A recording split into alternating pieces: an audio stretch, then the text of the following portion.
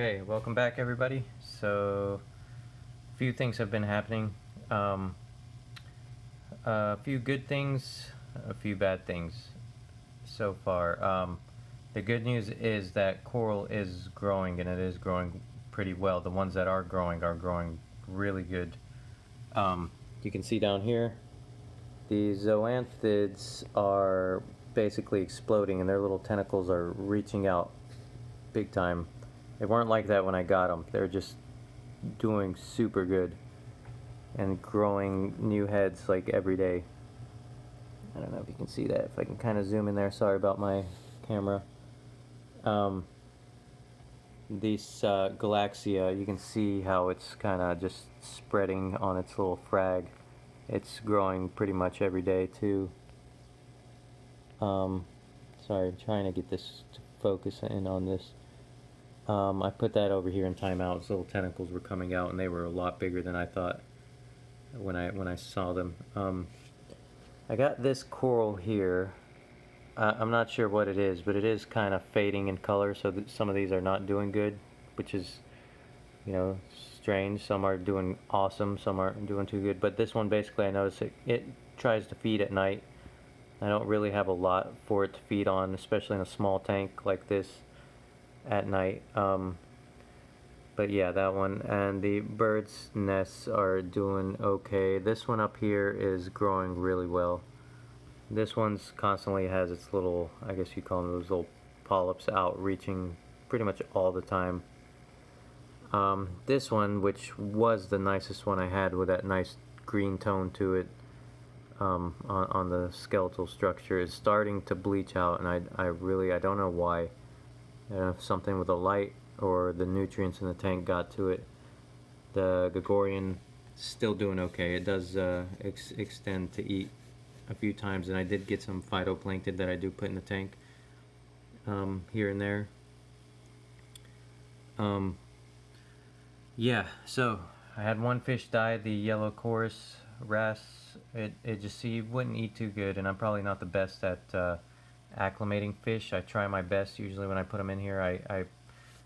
I put them in a container, and I don't have a dripper, but I add small amounts of water over the course of an hour, and then I put them in here. And I don't know any other way to acclimate them any better than that without a dripper, I guess. But the rest of them are doing okay. I just added 2 chorus and a blenny after the other guy passed away. They're pretty happy. Everybody's pretty happy.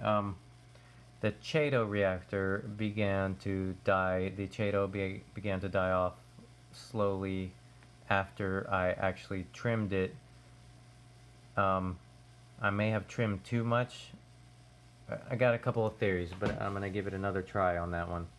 But it seems like it may have taken out all the nutrients out of the tank, and there wasn't enough for it to go to continue.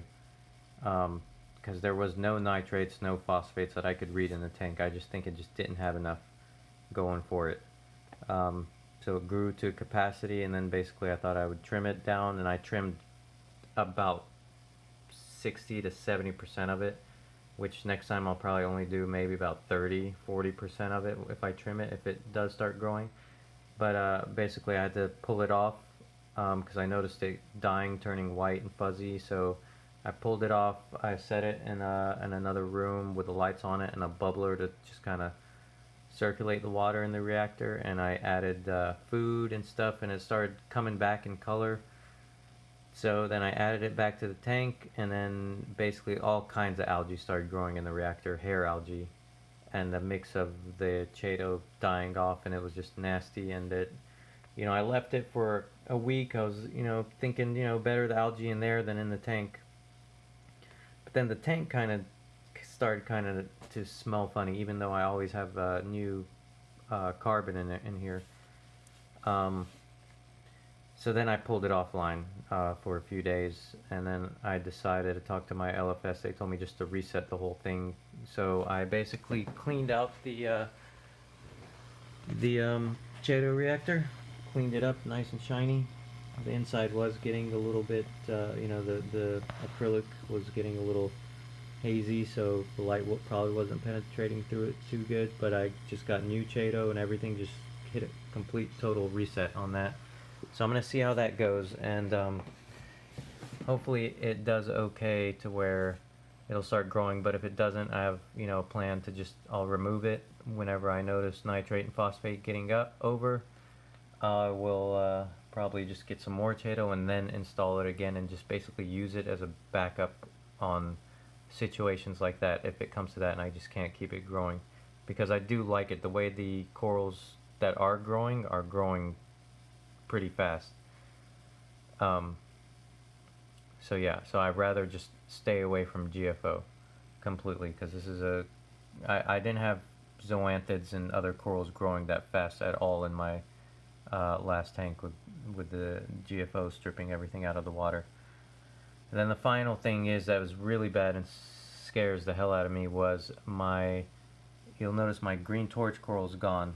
That basically had a some sort of flatworm on it. It wasn't those red flatworms, but it was they were like a bluish grayish color, and they were very hard to see. They almost looked like they were the skeletal skin of the torch, but once I really observed it, I noticed they were moving and basically going in and out of the coral, and the coral wasn't opening up all the way for a good week maybe, and I just thought it was that coral was pissed off.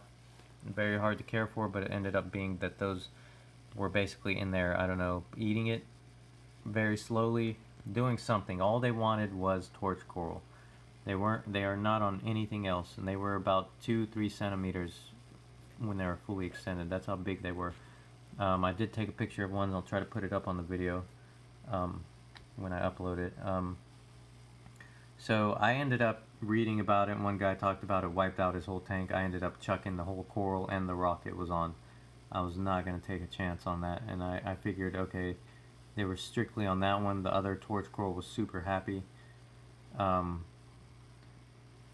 So I was hoping I just got them all and just all contained on the rock and that coral, and I kind of murdered the coral, but I was really not trying to have the rest of my tank die. So then that was pretty much right after the last video I shot. So then I come around today and I find this coral had those worms on it again. So they're basically only attacking the Euphyllia torch corals, which these were the only two in here. Well, this is the last one now, and basically I just took this guy out about 30 minutes ago and did a Bayer insecticide dip on it, so it's kind of pissed off, and about 3 or 4 of those guys fell off on there.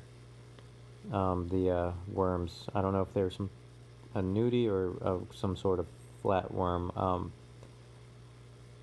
but yeah, hopefully they're gone. This guy should be okay, so I'm going to keep an eye on him, because it was super healthy before all of that happened to it. So as long as I can keep everything under control, solve those little issues, I don't see why this tank will not flourish. You can still see the Maniporas basically exploding too. But basically, yeah, where I am getting growth, it's almost like these corals are on steroids, the ones that are growing. And then slowly, hopefully I can figure out how to get everything growing that healthy.